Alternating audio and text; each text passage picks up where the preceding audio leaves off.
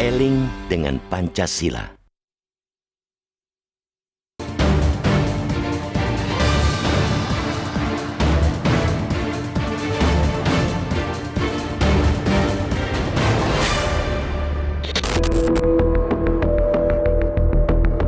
Di negara yang majemuk seperti Indonesia, Pancasila sebagai ideologi negara semestinya sudah final.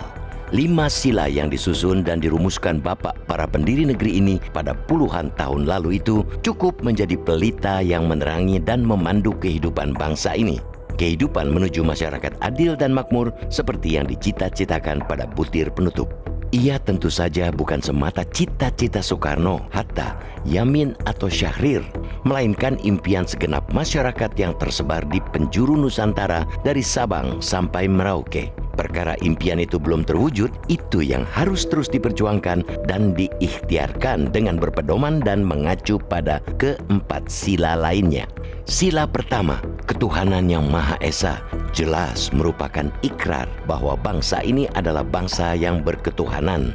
Itu artinya kita tidak menepikan agama dan menghargai semua pemeluknya, apapun bentuk keyakinannya. Begitu juga sila kedua yang mengajak kita untuk menghormati nilai-nilai kemanusiaan.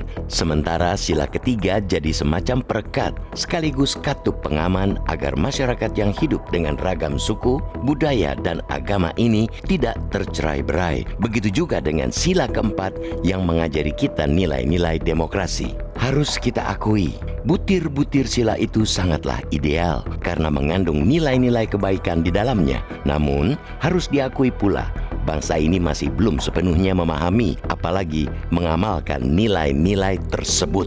Masih maraknya praktek korupsi, sentimen rasial, diskriminasi terhadap minoritas, kekerasan dalam penyelesaian konflik merupakan cermin bahwa Pancasila masih sebatas slogan. Padahal, jika saja filosofi dengan ideologi negara itu dipraktikkan dengan sungguh-sungguh oleh seluruh elemen bangsa, terutama para elit, setidaknya kita tidak akan tersesat jalan.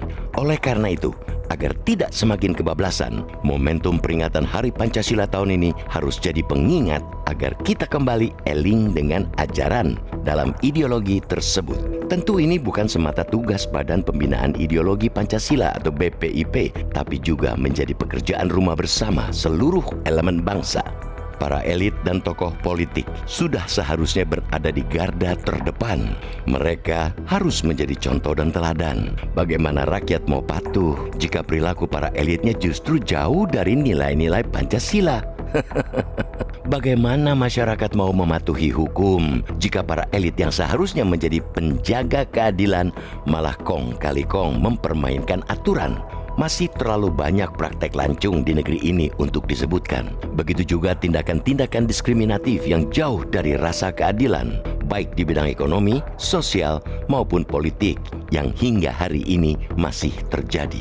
Tentu tidak boleh berputus asa. Jalan kebaikan, bagaimanapun terjalnya, harus terus diperjuangkan dengan bahu-membahu dan bergotong royong. Perbedaan politik sah-sah saja dalam alam demokrasi, namun prinsip dan tujuannya haruslah seiring sejalan dengan nilai-nilai yang terkandung dalam Pancasila, terutama keadilan sosial bagi seluruh rakyat Indonesia sesuai sila kelima, bukan segelintir individu maupun kelompok. Pancasila harus tetap hidup dalam relung jiwa bangsa Indonesia.